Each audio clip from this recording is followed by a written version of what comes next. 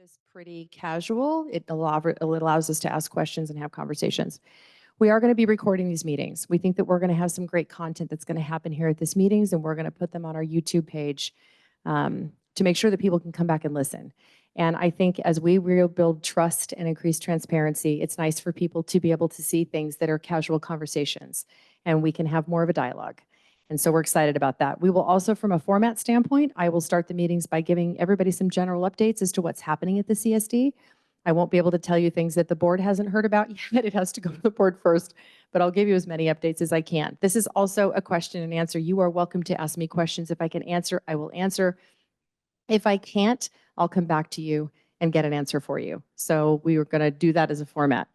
We also have guest speakers that are going to come every month, and I was really excited. I will introduce you in just a minute to have Dorado Disposal come to have conversations about, I don't know about you, but sometimes in Thanksgiving, we're going to have turkey carcasses, and does it have to go in the garbage or can it go? And we still don't know that. There's more to talk about. But again, welcome. Thank you for being here. I did want to offer a couple of comments. One is going to be very brief. As many of you are aware, the former general manager, Kevin Lowen, was indicted by the criminal grand jury. There is, it appears that he will, I'm just going to say this is in the hands of law enforcement. We will do everything we need to cooperate with them. If there's any additional information they need, we will make sure we get them anything that we have. That's all we can say right now because this is in the hands of law enforcement, but that has been done. I'm also happy to say that the board did approve our master plan process. I am very excited about this because this is literally the voice of the community. What do you want? What are your priorities? It helps the board then establish a budget around that. So not only are you going to have input on what you want, but the priorities. So we'll be meeting in a variety of interest groups, and then we're going to have a larger group of all interest groups to have conversations about the future of Dorado Hills and Parks and Recreation facilities and what those priorities are. We are kicking off our onboarding call with the consultant in the next 2 weeks, and the plan itself will begin. I'll keep everybody abreast of those timelines. So we're very excited about that. The Senior Center, for those of you that didn't know, I did take a letter to the Board of Directors that they approved, allowing me to enter into negotiations about the future of the Senior Center. So they were hoping to have it on the board agenda in closed session this month, and that did not happen. It appears they might be able to do it in the third week of this month. I'm not sure yet, but the county's been great about keeping me abreast on that, and we'll continue to update the community as more information becomes available. Our forensic audit is done, and we'll be going to our board for a public presentation of the results of the forensic audit.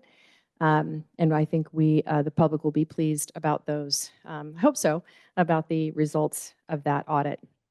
We will be taking our mid-year budget to our board in probably February of next year.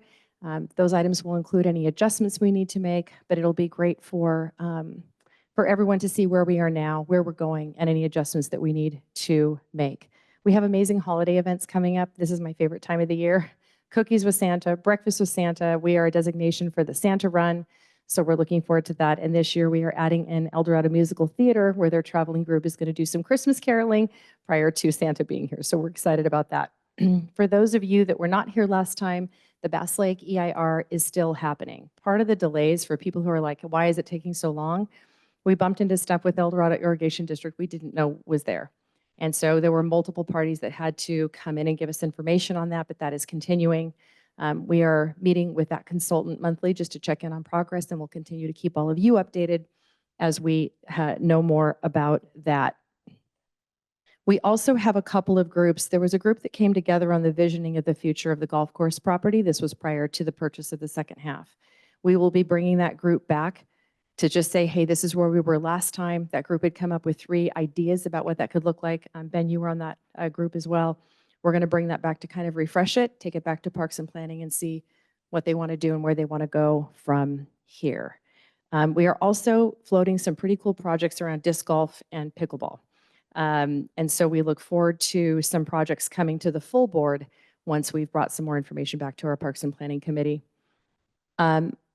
I also want to introduce, and especially for those of you that are going to rewatch this, that we have a 5th board director who won decisively last night in the election to fill the vacant seat we had on this board.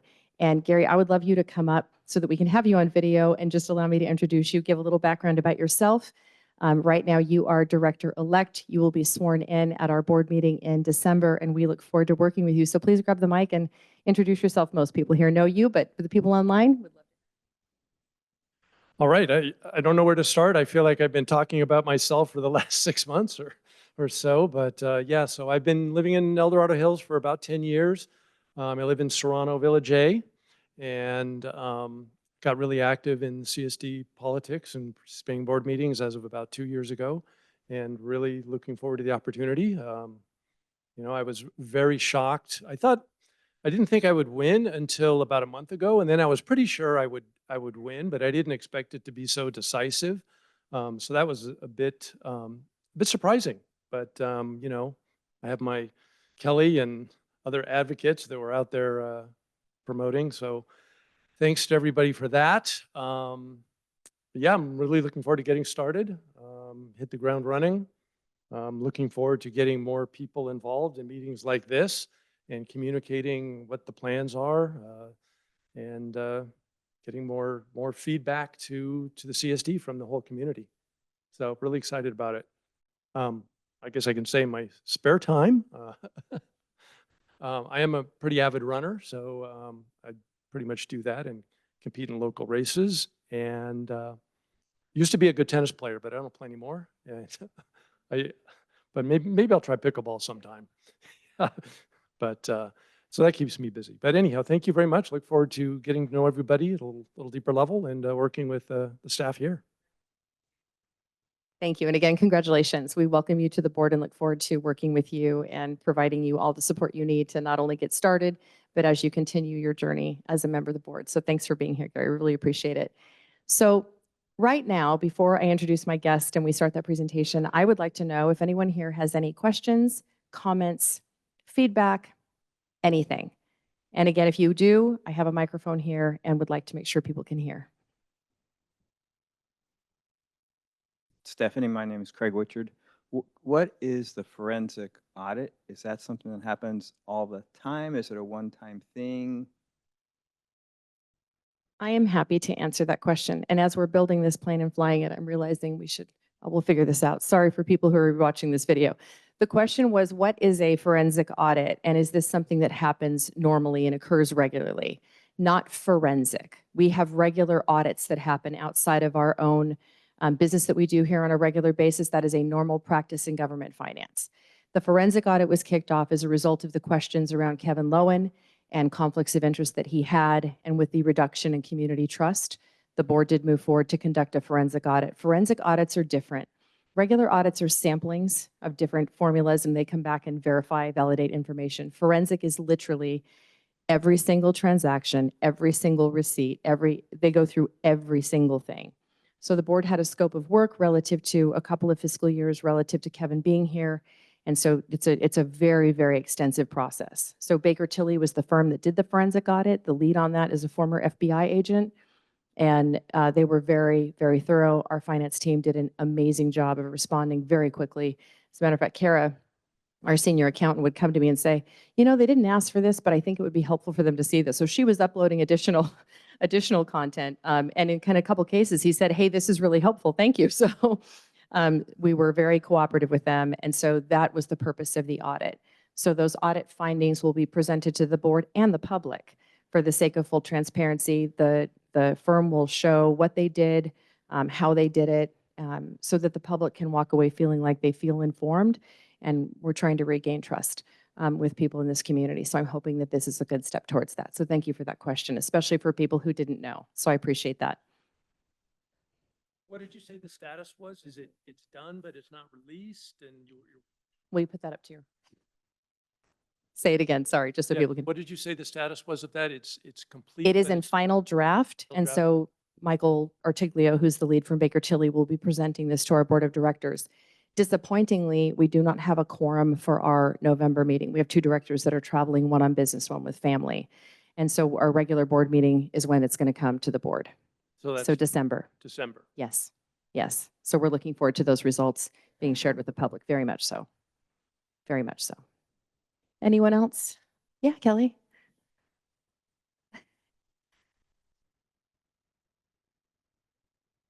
I was trying to find the question because everybody seems to sometimes think I know all the answers and I don't. So I'm going to paraphrase. No So problem. Forgive me, No problem. person who asked me this.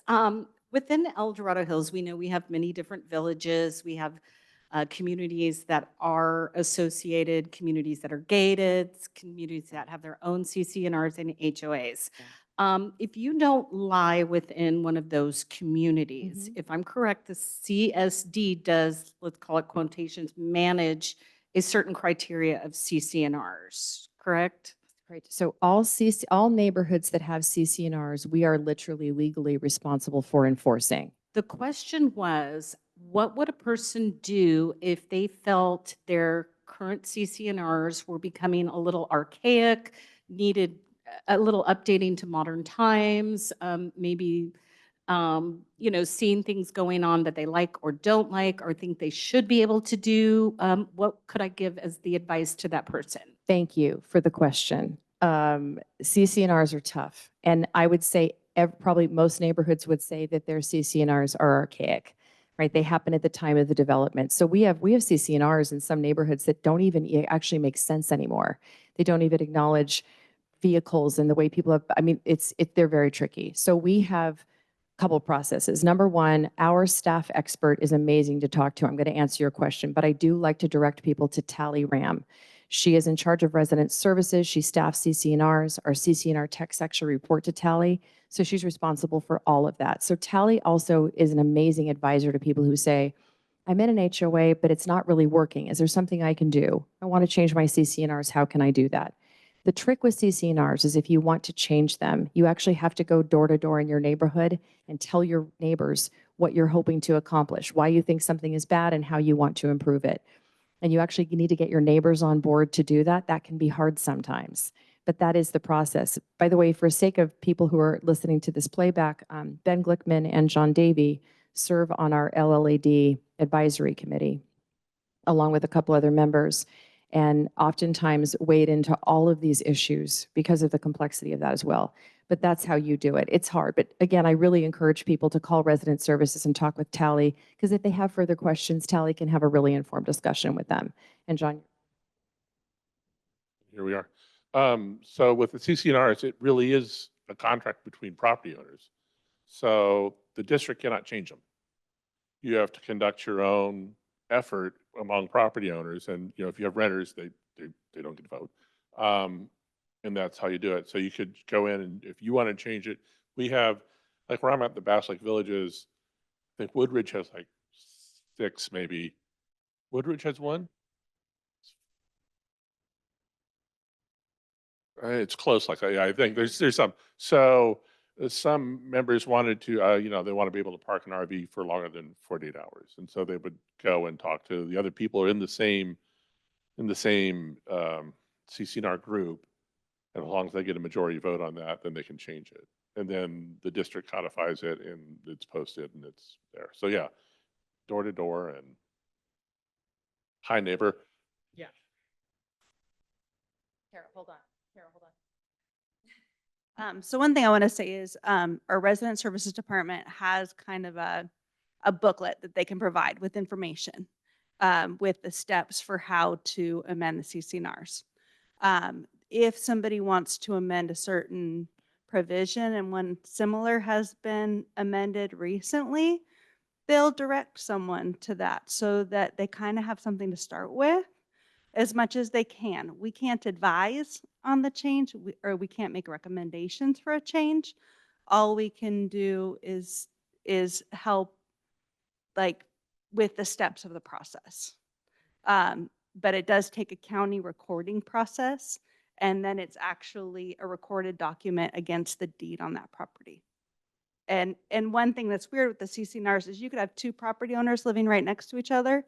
They could be in 2 different sets of CCNRs. So that does get challenging on the enforcement side. The district enforces about 108 sets of CCNRs. So. Tell them to watch the video because I can't explain that back. No, I know. No, it's true. It's true. Oh. Tally really is a fantastic resource. And to your point, Kelly, that's really hard to regurgitate. Stephanie, our understanding, we're in Sterlingshire, and Sterlingshire, we have our own CCNRs and we enforce them by ourselves, and that CSD is not part of that. So it's not all of them, That's, I think, because we was in have the an body of the HOA. question is, S- homes that are outside of a managed Outside, HOA right. or gated. So for those of you online who listen back to this, we have a resident that asked the question about Sterlingshire and the enforcement of CCNRs, and that's because Sterlingshire has a homeowners association. So you're a different arrangement relative to how that works. So you're right, it's self-enforced. Yeah. Okay, Yeah. it's whether you have a Have HOA a managed or not. HOA Right. Got it.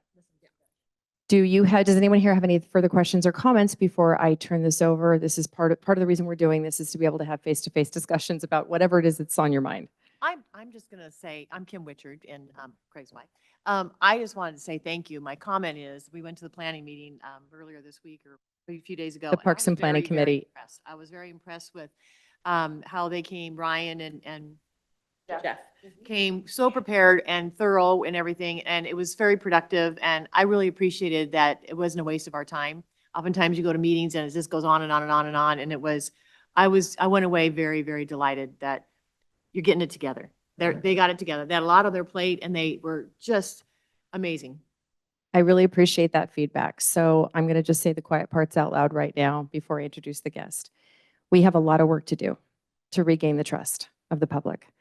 And I'm kind of the weirdo in the room. I want the angriest people, please come sit down and talk to me. And I really do mean that. We have not had the ability to communicate at the level that we need to, especially in a time when we're rebuilding trust. And when there's a vacuum in communication, the only places you go are to the rumors online. And that's nobody's fault. That's our fault. So we're actually looking at ways to improve not only communication, but technology that can communicate at scale. Kelly, I appreciate you came in.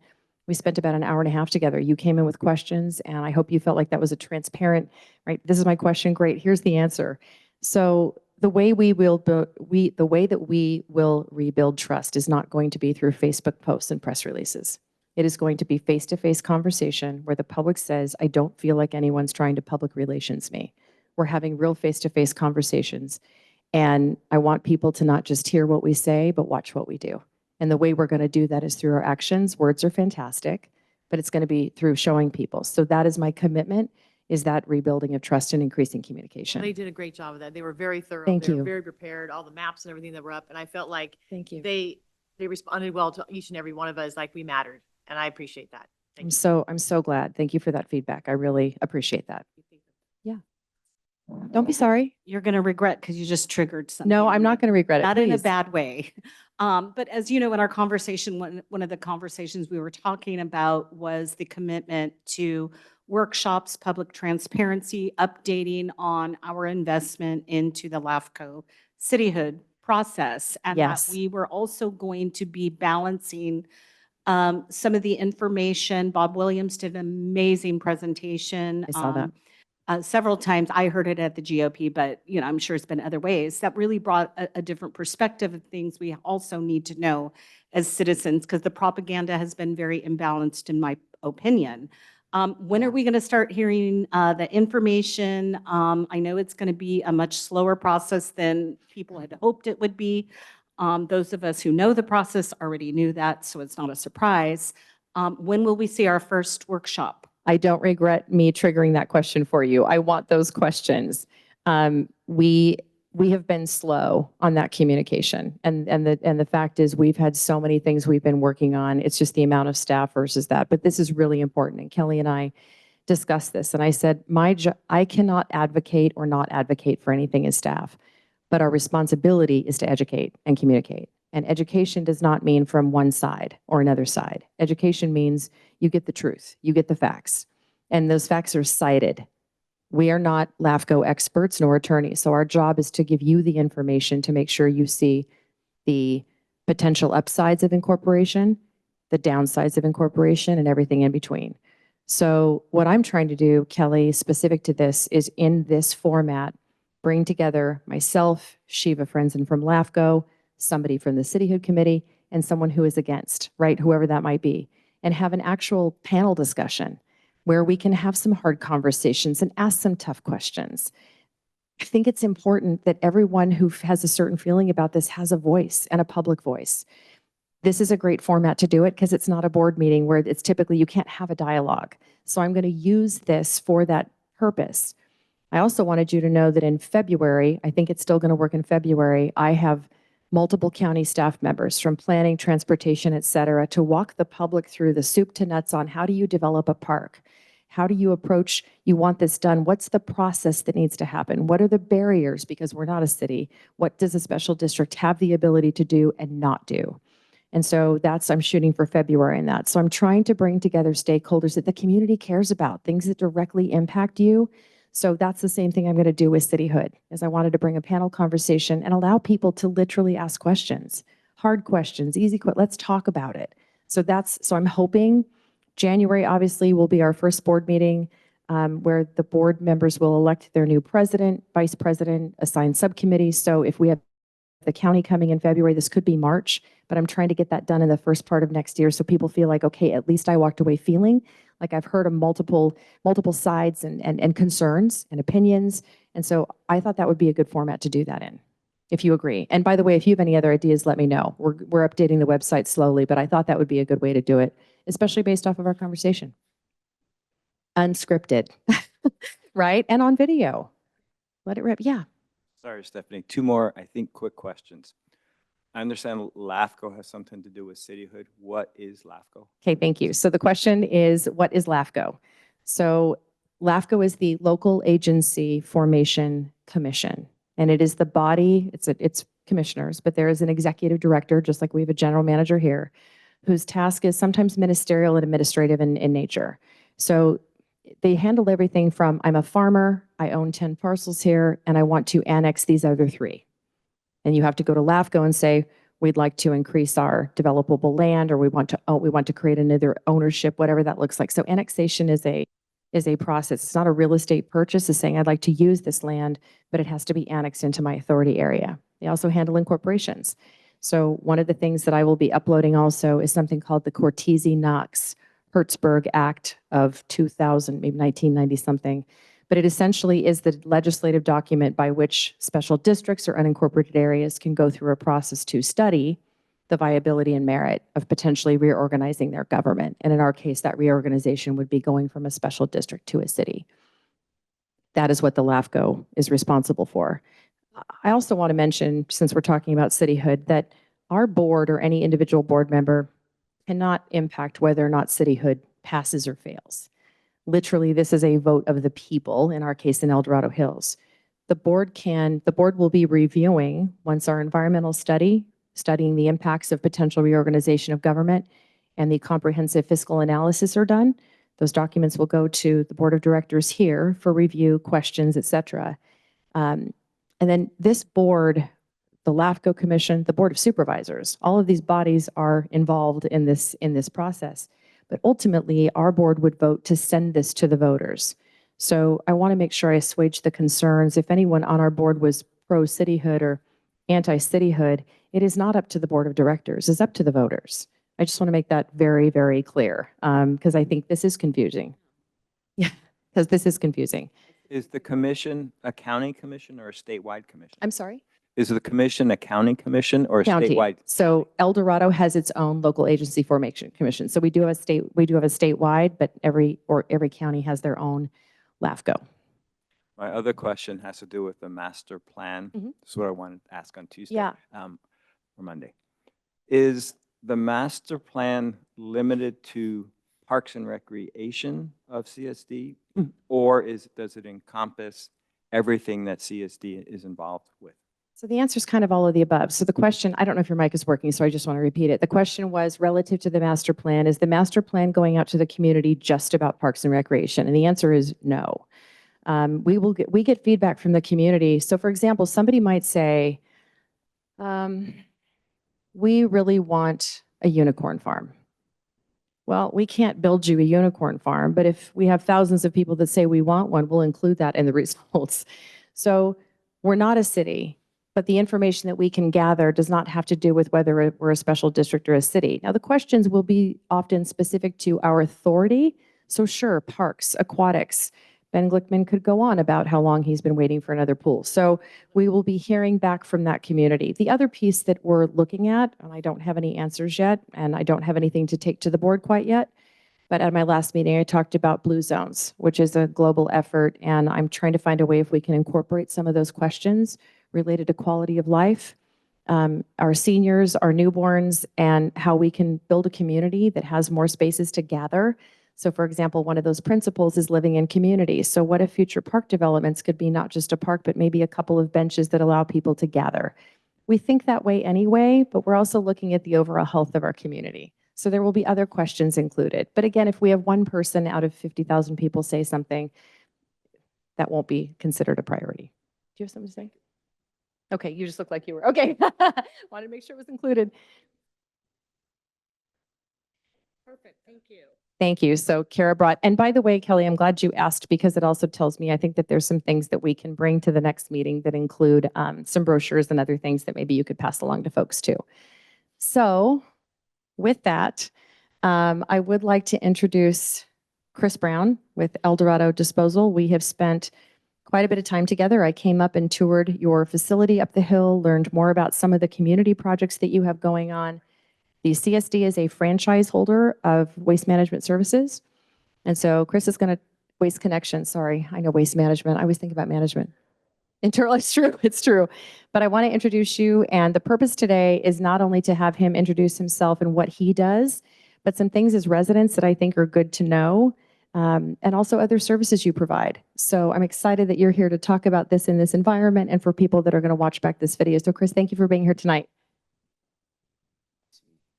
Thank you, Stephanie. Yeah, I'd like to just start by saying thank you for allowing us to be here. I think a lot of what you were describing to the group here is we find very useful as well. You know, you can cut through a lot of assumptions when you talk to people face to face. So very grateful for the opportunity. Before we jump in, I think I'll just start by introducing myself. As Stephanie mentioned, my name is Christopher Brown.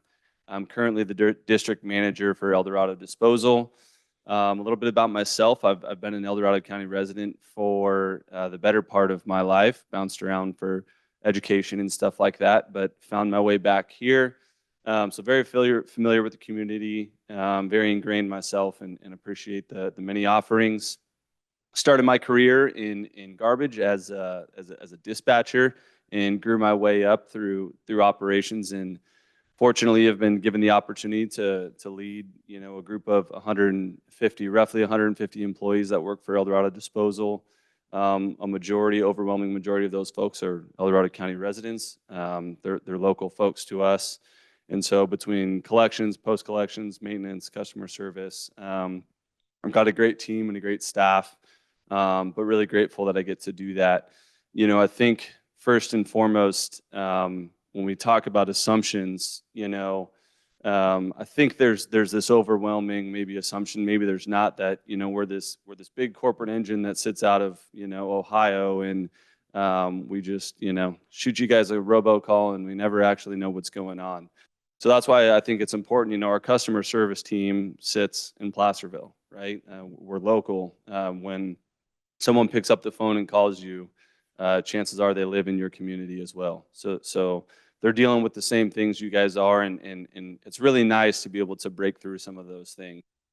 So when you say, oh, I live in a rural territory, or oh, I live here, they can relate, I promise you. And I think that's really important. So as Stephanie mentioned, we are the franchise, El Dorado Disposal has a franchise agreement with the El Dorado Hills CSD.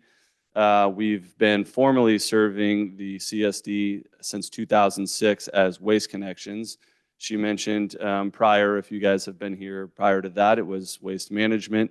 Waste Connections took over in 2006. Structurally, we set up ourselves to be called El Dorado Disposal. That's the local entity. That's how we want it to be. That's what it's always been. Waste Connections is, you know, the parent company. But that's just a little bit there. I think today, if you will, jump to that next slide for me. I really wanted to just discuss two things today that I think are really important and to the community, but also to us. And again, in the vein of trying to clear up some confusion. So two things I wanted to talk about today. One is just the series and the various services that we offer to the residents of El Dorado Hills. Yes, you roll your card out once a week and we come by and get it, but we really aim to be more than that and be a community resource. And there's a lot of services that we provide that I think maybe folks just don't know about. And so I want to share with you guys what some of those are, and then just touch on too a little bit of behind the curtain, right? What are some of the challenges we see locally and as an industry? Solid waste is a dynamic industry, and there's constantly changes going on. And sometimes we're calling you guys to tell you about them, but we don't always explain them the best. So hoping we can do some of that today and sift through some of those things. So we'll review a bunch of the different services, a ton of change in the way we've asked you guys to put stuff in carts. We'll try to clear up some of that confusion. And then we'll talk about kind of electronic waste and the challenges and the dangers that that's causing us, and really the heightened awareness we need to have when we're dealing with that stuff. So thank you. So first and foremost, if some of you are familiar, or most of you probably are, but there's a recycling center that El Dorado Disposal operates, and it's right down here on the other side, or it's on Latrobe, just behind the Relish Burger and that complex over there. And that recycling center serves really kind of various different purposes, but it's honestly a really good resource for the community, and it's heavily trafficked for the folks that do use it. So the first thing I wanted to talk about is kind of the CRV redemption component of that. So we call it a recycling center. You can go there and you can turn in your CRV. We also call it a buyback center. So for those folks that collect bottles and cans and don't just toss them in the cart, and you actually want to go get the redemption value from that, you can take them to the recycling center down there on Latrobe, and we actually give you the redemption value for it. So in 2024, we paid El Dorado Hills residents back just over $250,000. Obviously, it's really good that we can keep that money flowing in the community. If you're like my folks or like me, that was my lunch money or my allowance when I was a kid. So, just a really good opportunity for folks to be able to do that if they choose. Currently exploring some additional opportunities there with the CSD that we're excited about, and hopefully we can continue to kind of build that recycling center up. Outside of the CRV redemption, which is kind of the laborious and nasty part, there's some other really good resources for residents. So obviously, most of our services are bi-weekly. So, we pick up your recycle one week, we pick up your organics the following week. Well, if you have a bunch of packaging that comes in, or it's holiday season, or yes, you cut your lawn and we picked it up last week, but then you had a bunch of tree branches or something, you can take those materials to that same recycling center and get rid of them for free. So if you have tree limbs or what have you, we have multiple dumpsters located at the recycling center where you can take bulk material. So if you have bulk cardboard or bulk extra green waste, and you don't want to cut it all up into small pieces and wait for your service week, you can drive it over there and dump it for free, and we haul that stuff off regularly. I'm wide open, if that's okay. Yeah. Sorry. So I do have a question with what I'm seeing up there. Can we take household batteries to the recycling center without having to tape the ends? So I'm going to encourage you to tape the ends, but if you don't, I would much rather you take them there and we will handle it on the back end than them ending up in the garbage cart. So my sustainability team would tell me, please tell them to tape the ends, because on the processing side, it makes it a lot easier. But if you would do so kind to just take them there and you don't want to tape every single battery, we'll take care of it for you. So it has to be done someplace. Either we do it or you have to. Yeah, correct. Okay. So if you guys don't tape it, the way the battery thing works, we come back, dump all the batteries out, and we have a team that goes through every battery and tapes them all. It's part of the processing before the HHW people actually come take it. So good question. And you're burying my lead because batteries are really important, but that's okay. So you mentioned too, so household batteries, please bring them there. We'll take them there. Certain e-waste items, electronic waste items, we'll take over there, which is nice because it saves you a trip all the way up the hill. And then textiles as well. So we have kind of a green dumpster there. It's a third-party company that we're kind of contracted with currently, but we'll take textiles. Textiles are a really big deal. They're heavy, and so the more we can keep them out of the landfill, and obviously textiles don't break down well. So all of that weight we can keep out of the landfill, really important. We've seen a lot of success with textiles, and I would say there's an interesting dynamic between your Goodwills or some of these places that are, in some cases, at capacity, and they can't take those. We can divert them, and ultimately, we're happy to do so. So all of those services for free. You'll see the little hands up there with compost. So we're really excited about this. We think that we're going to have the opportunity to be able to bring compost back into the El Dorado Hills community. We can do it right now by basically bringing it up to our facility in Placerville and then transloading it via, a dumpster and bringing it down to people's property. We've done some of that, but we think we might have the opportunity to actually bag it and then just make the bags available to residents. So you're going to come, you're going to get your lunch money, you're going to drop off some extra cardboard, and hopefully you'll be able to grab a couple of bags of compost too. I'm sure we've all gone and bought a couple of bags from Home Depot. It's not cheap. So we're excited about this opportunity, and we think that we'll be able to do that really sooner than later. So, and then lastly, I'd be remiss if I didn't touch on our big facility, our home facility up the road in Placerville. So our material recovery facility underwent what seemed like an ages-long rebuild, but we finally finished last year, and there's so many really good things we can do up there. And again, a bunch of free services for the residents. The concept here was really to try to make this thing a one-stop shop.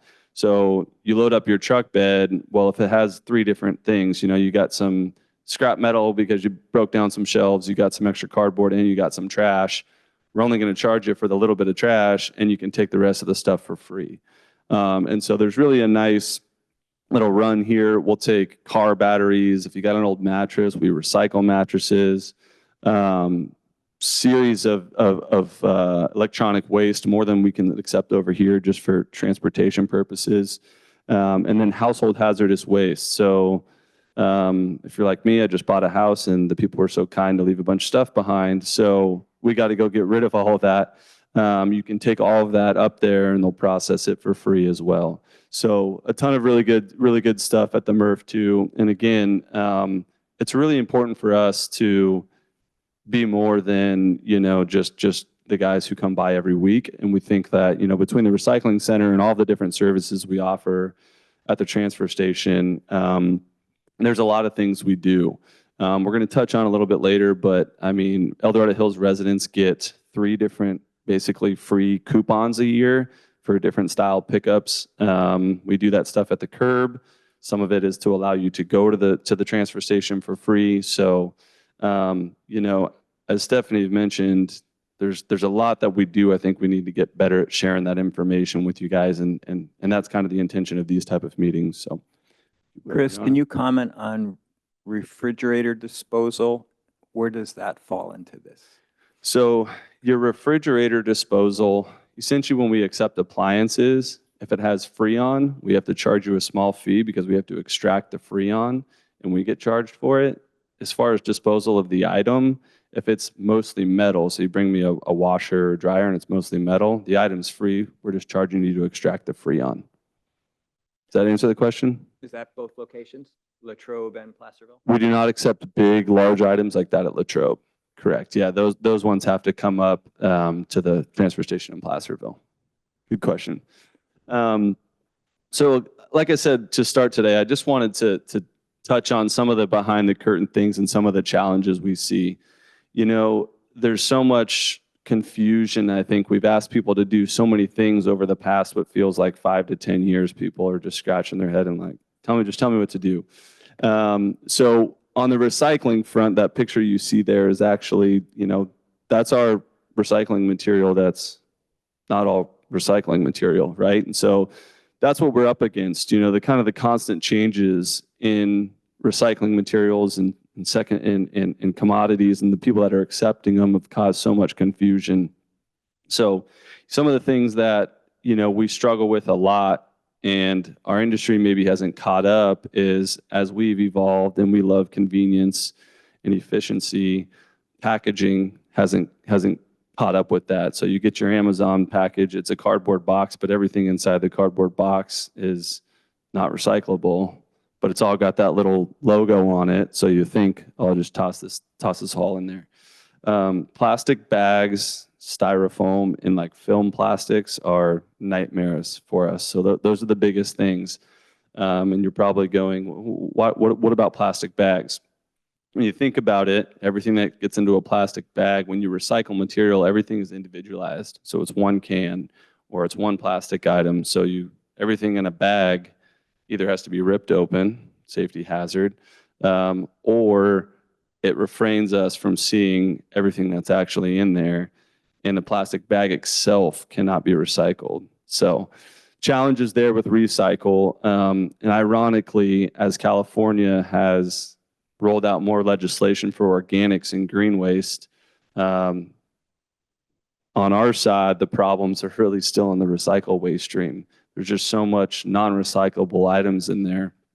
And so you end up, with a cart full of recycle and only 80% of it's recycled or something of that nature. E-waste and batteries, I would say, are the biggest danger to the industry right now, kind of for a number of reasons. Again, everything is electronic. We're moving to everything electronic. Lithium-ion batteries are super popular. And furthermore, we're going to way more embedded batteries. So you can no longer pull out AA's or pull out AAA's. So you're putting an item, whether it's a kid's toy or something like that, in the trash can, the battery's embedded, but it gets unembedded when we crush it with the trash truck. And now you've ignited, potentially 40 yards of trash or something of that nature. So super scary, super important to us. If you take nothing else from this meeting, take a red battery bag with you, and please do what this gentleman did here. Either take it there or call us.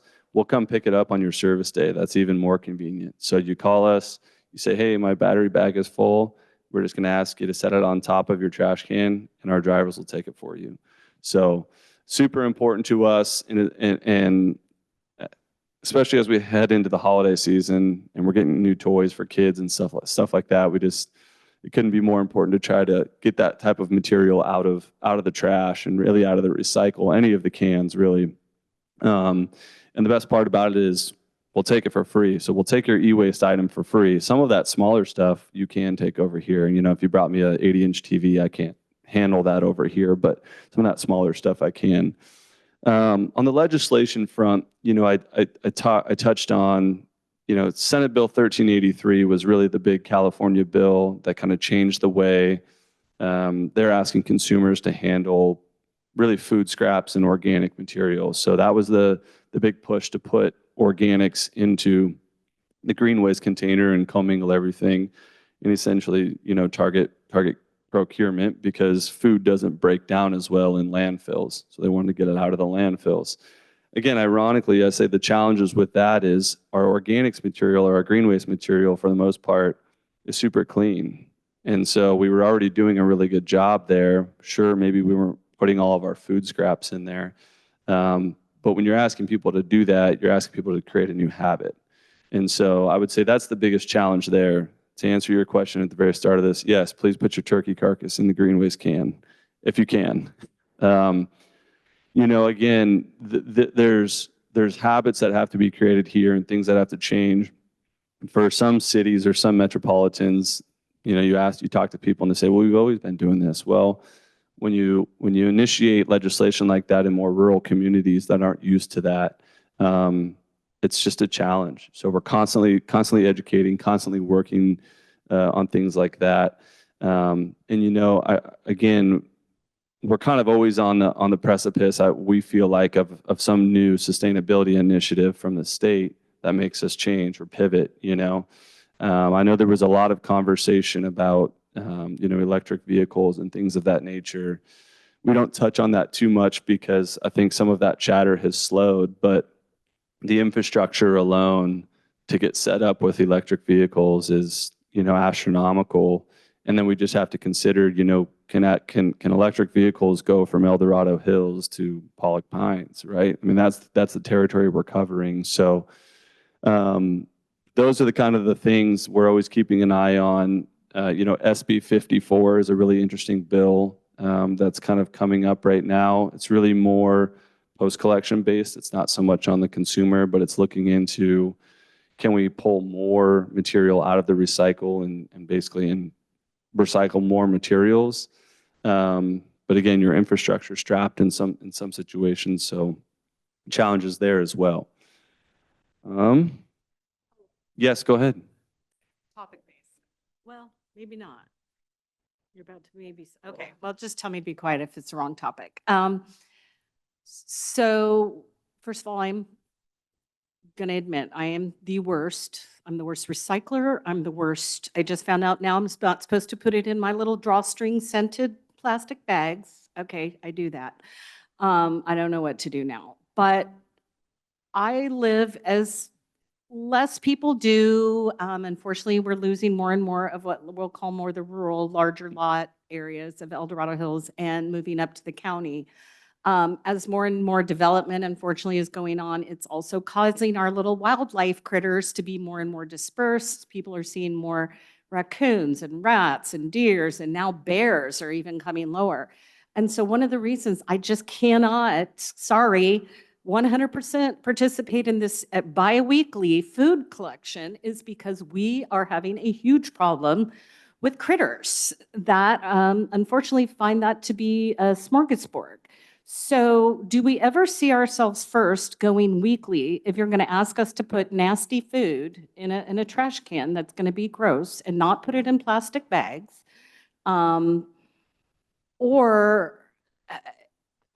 These unfortunately just aren't animal resistant. Is there something better to do? And I'm not going to go buy a second freezer. Somebody told me, oh, you could buy a freezer and just freeze all your meat products until the every other week. And I'm like, no, it's not going to happen. Yeah. Sorry, state of California.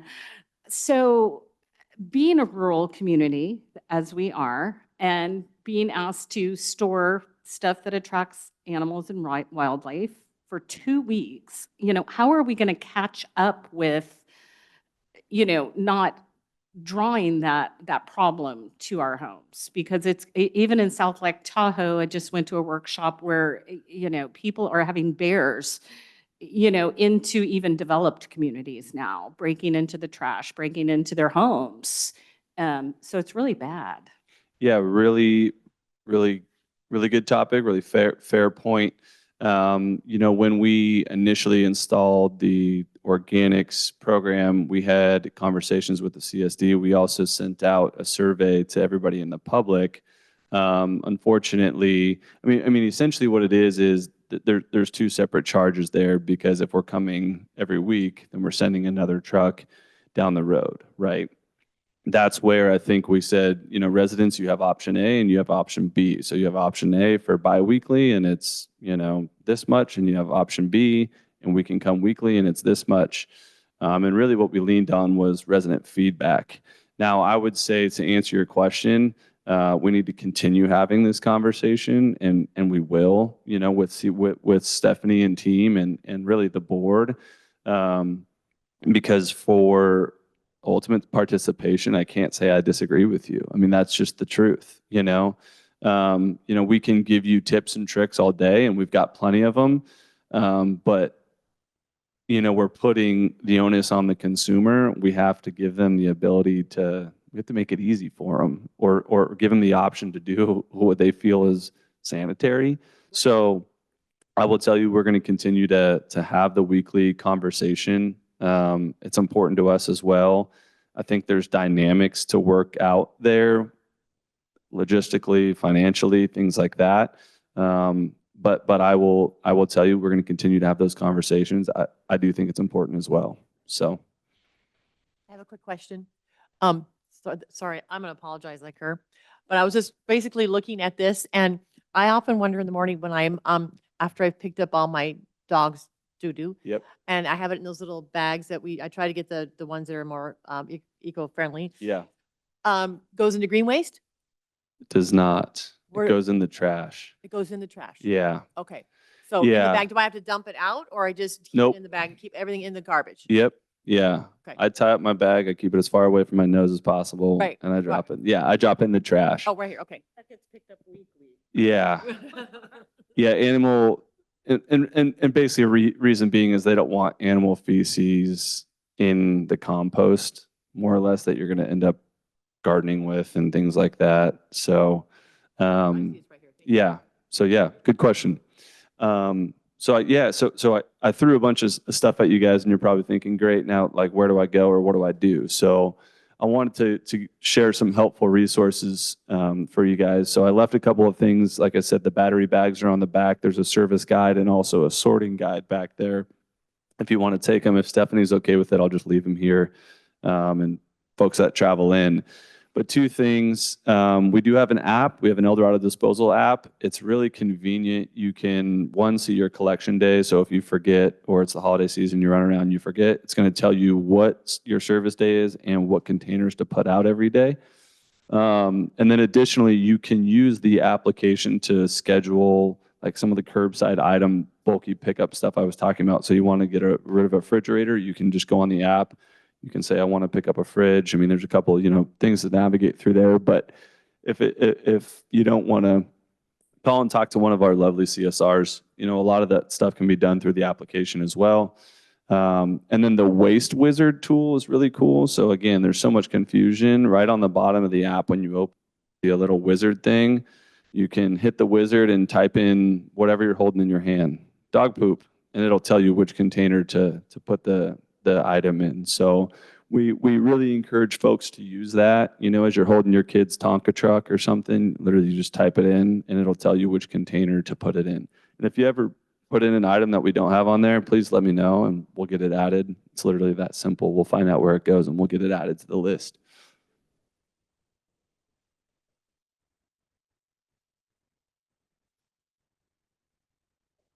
Yes, yes.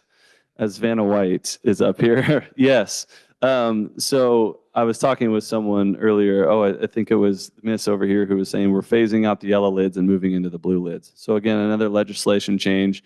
But if your recycle can doesn't have a blue lid with a label on it, so as Stephanie was saying, basically we have now printed labels on all the lids, and it's the sorting guide and tells you all the different items that can or can't go in there.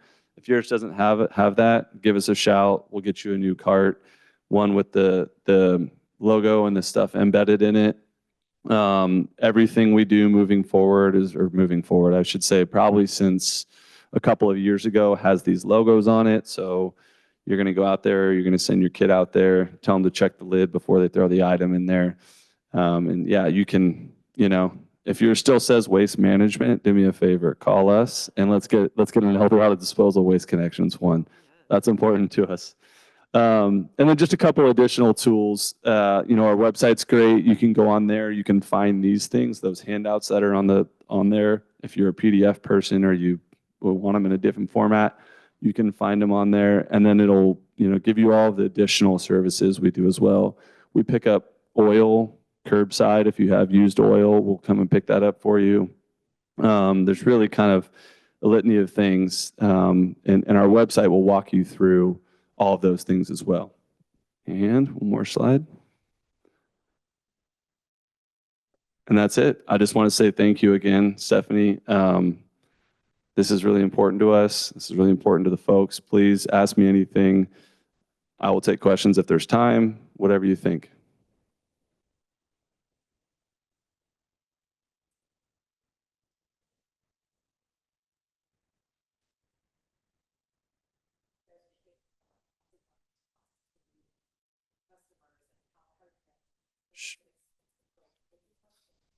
Sure, definitely. Yeah. A big one is the SB 1383 and the organics. So essentially when California pivoted and said, hey, listen, all of your food scraps now need to go in your green waste container, facilities that were only accepting clean green waste can no longer accept that material. And so folks or facilities that accept mixed material, our disposal cost is much more.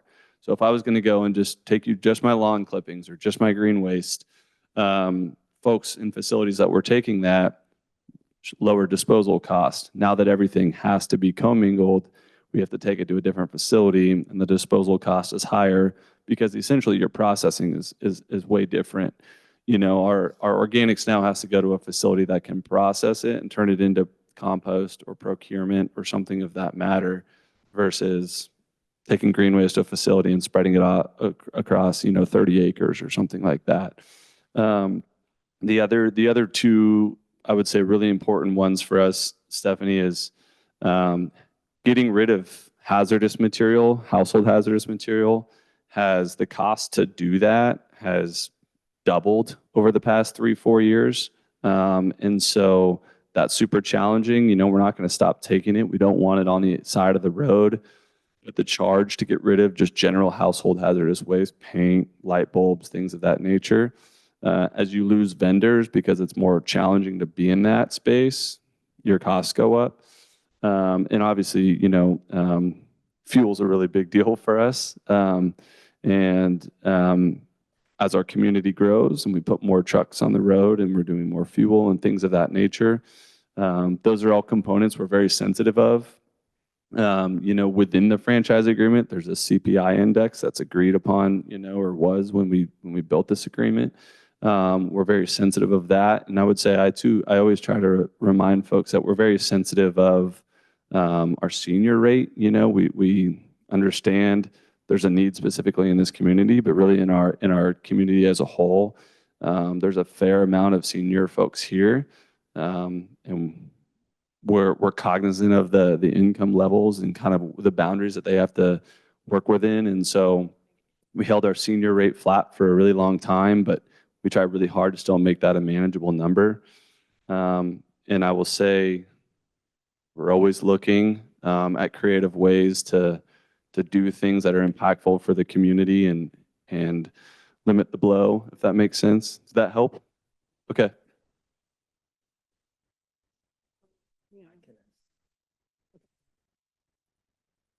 Can you reiterate, because we have a problem, and that goes on every once in a while, I'm sure it's my fault. What is an acceptable distance between the lid being completely closed and not completely closed? Because our driver seems to pick and choose when he's like, your thing's overflowed. Yeah. And we've literally had our trash not picked up. We are like everybody, we get way too much Amazon. And I don't always, cut the box, I just put the whole box in Yeah. there sometimes. You need our driver. He always picks it up.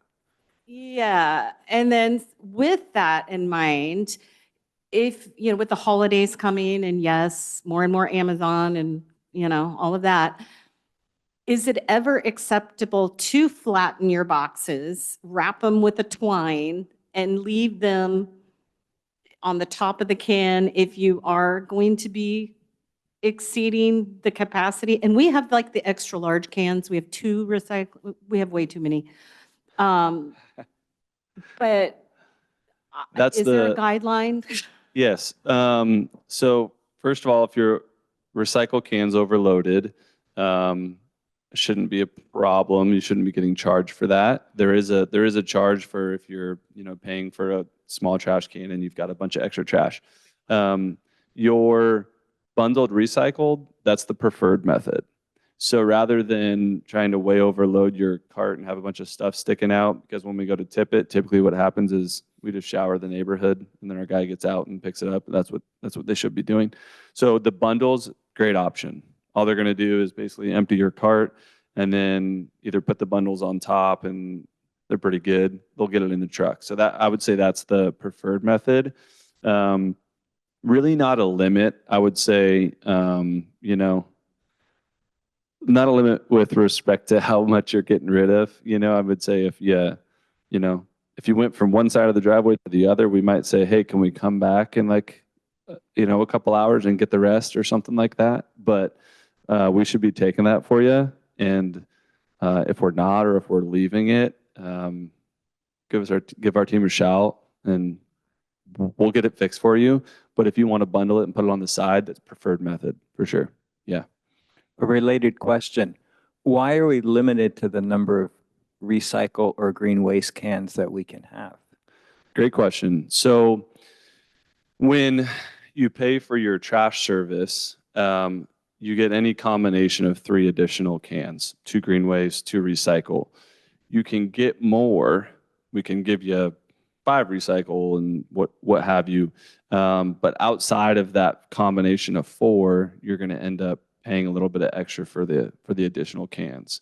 Simple reason being disposal cost, right? So when you pay for your trash service, basically what we've said is, hey, look, we're going to give you the rate for trash service, but you're paying for all of the services essentially. So if you had 9 more green waste cans and we weren't charging you anything, in short, we eat the disposal cost that we then have to pay on the back end anyways, if that makes sense. So it's really not a capacity issue.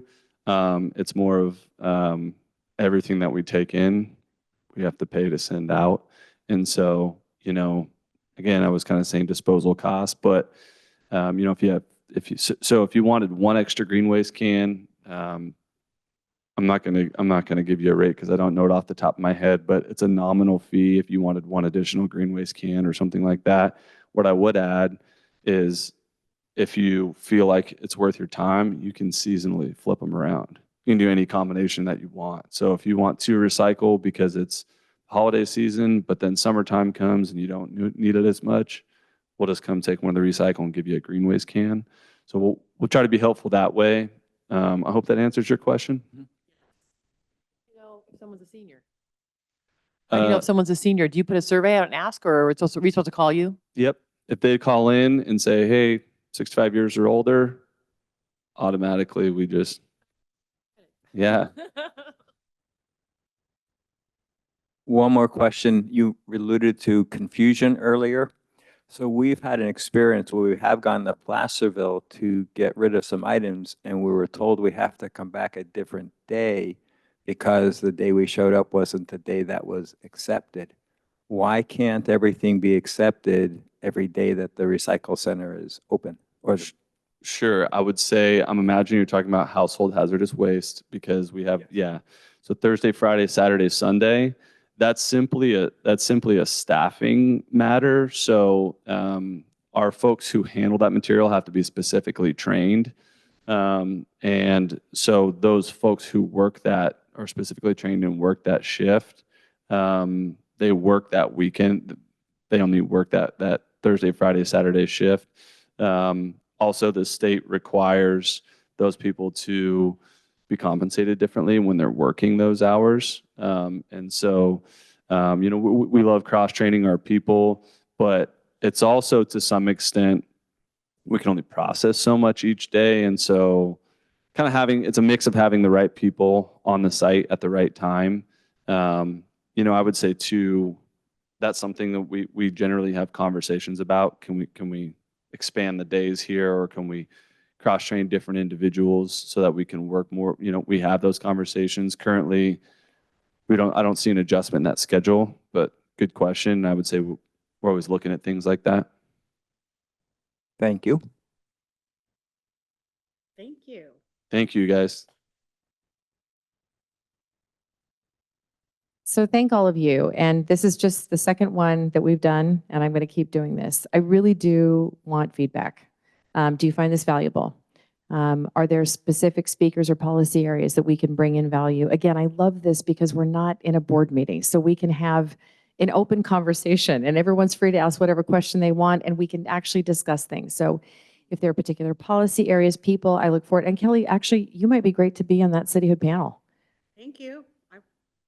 You may, yeah, oh, well then yes, we'll just call it what it is now.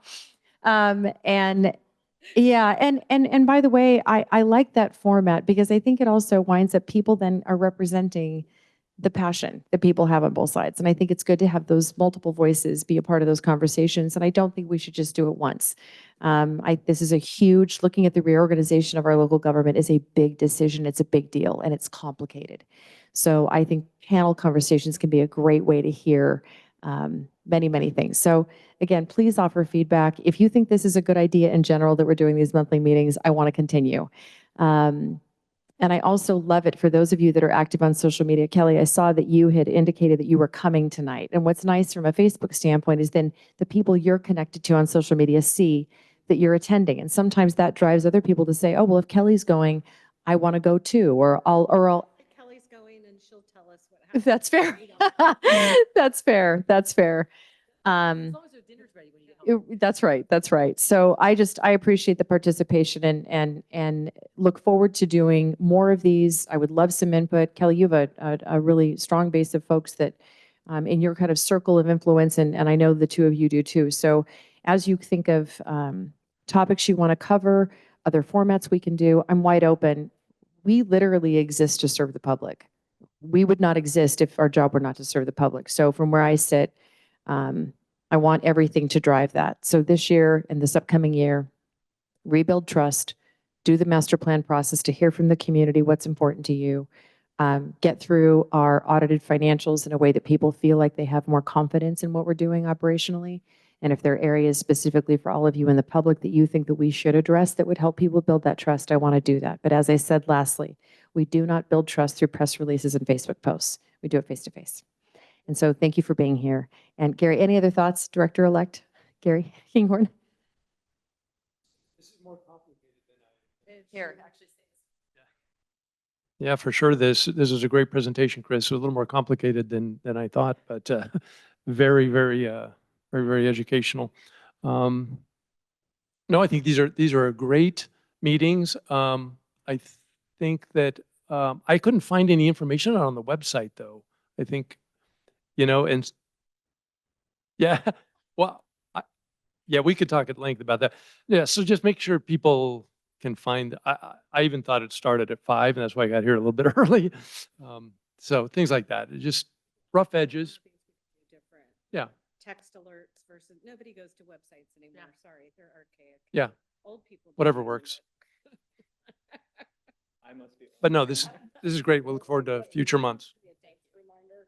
By the way, for those of you online, if you didn't hear, one of the conversations we're having is how the CSD can better and improve and get up to speed on communications now in terms of how people want to be communicated with. So we are not only studying websites serve a variety of purposes, and they're not just transactional. It gives you an ability to send links to folks. It's the portal on our website with which you can do public records requests. So it does serve a utilitarian purpose. However, in today's world where we are moving quickly 24/7, texting and other features that people can opt into are important. So we're looking at that hub and spoke model of not just local government websites, but then tools that are literally for the community to be able to hear in live time what's happening. Even, what I'd like to do, even though we're not in control of traffic, is if we did see an accident, we wanted the ability to text folks who are on text saying, hey, there's an accident. This lane is closed.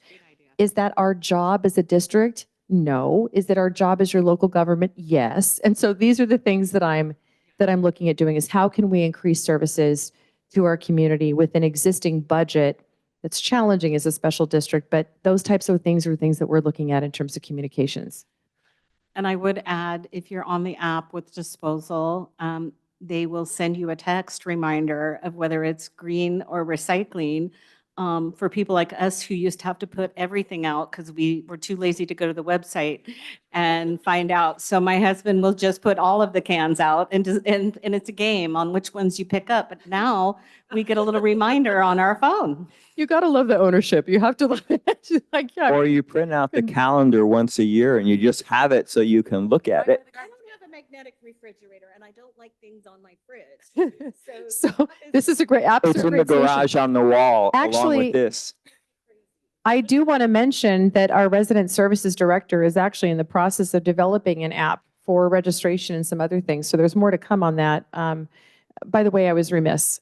We have 2 staff members here that I did not introduce. Terry Gotcher was here, our Director of Finance Administration, who understandably is going home to her husband.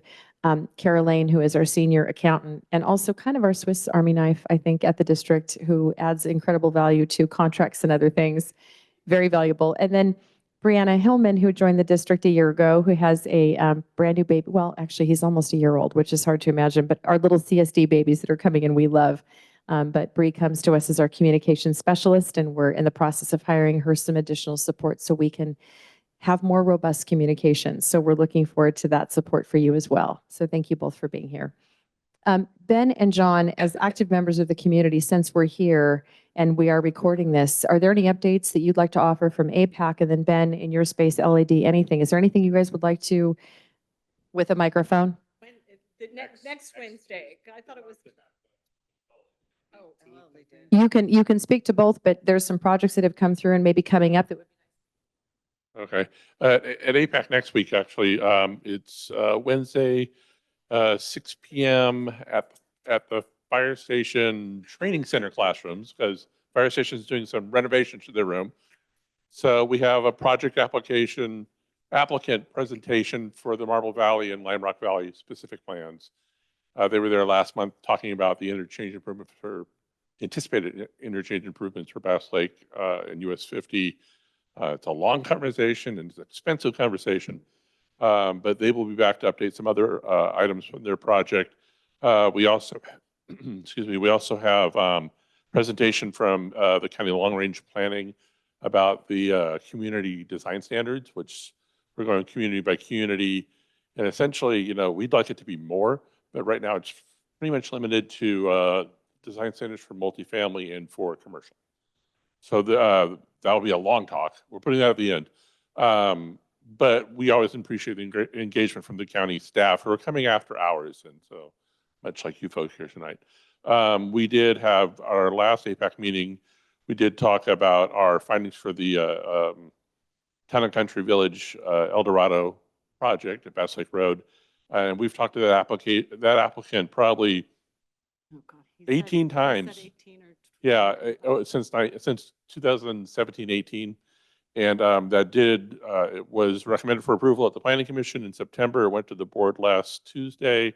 The board had questions, and instead of moving forward, they're sending it back to the Planning Commission. So you have an opportunity to weigh in more on that. I think what else? Well, Costco, we're waiting for the draft EIR to come on that. We're still waiting for the final EIR on Generations at Green Valley. Creekside Village specific plan. We have to submit our findings on that. There's a Planning Commission hearing scheduled for the same day as ours, the 12th and the 13th if they go long. And that's, everybody calls it the Amazon site, but that's not what it was. And it's not going to be that anymore. But yeah, so they're talking about 700 homes, which is a reduced footprint from the 900 they'd started with. So, and again, that's another applicant that we've been very engaged with since 2017. So we'll look forward to hearing what happens at the planning commission on that. And then I don't want to steal any thunder. Ben, am I wrong? Our LAD meeting is it the 18th? It's the 18th. It'll be 6 o'clock, and I believe it's here, unless that changes. So, yeah, and of course, the board of supervisors is pretty much every Tuesday. So if you subscribe to the county email system, you'll get notifications of what the agendas are. We post from the APAC website. Primarily, we try to stick to what's applicable here in El Dorado Hills. So, as well as the Planning Commission. So, but there's a lot going on all the time. So, if you have an opportunity and you want to weigh in and help out volunteers to in the project reviews, we always appreciate input from the public. Even if you don't want to be like a formal member of APAC, we just always want that community input.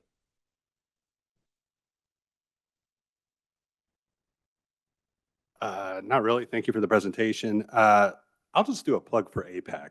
Like if you like the Planning Commission meeting or the Parks and Planning meeting the other day, you would love APAC meetings. Like I go to them, they're like a salve for my soul because it's just like people like civilly discussing things that are important to our community. I love it. And you feel listened to and care, and yeah, everybody's input is important. APAC gives me anxiety.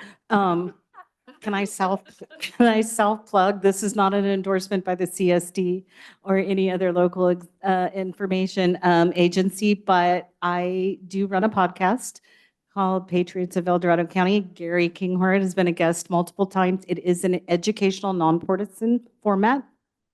We just did a hour on Town and Country, and every week within the week, we do what's called weekly roundup. We talk about the most pressing issue at the Board of Supervisors.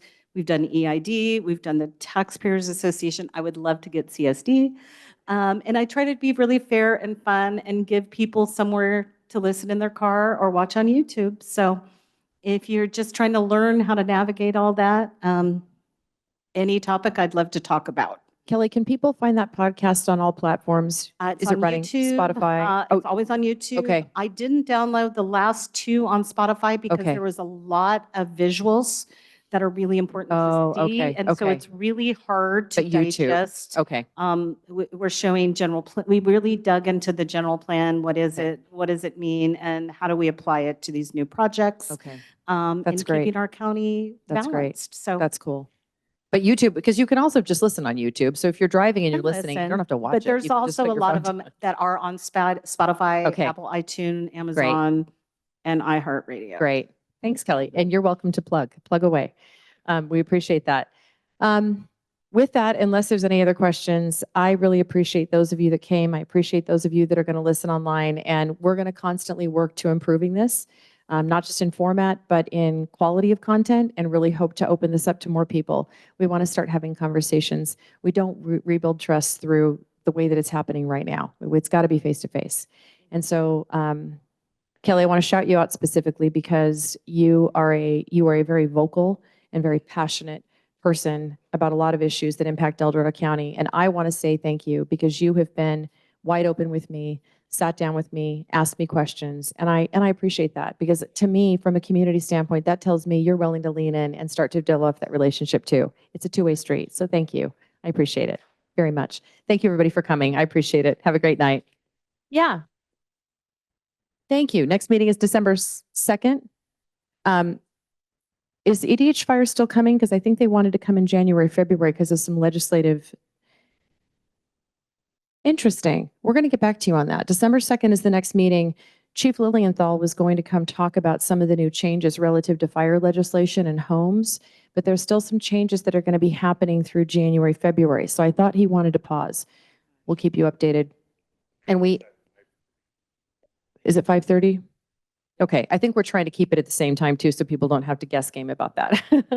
And we will be doing more communication. So thanks everybody, appreciate it.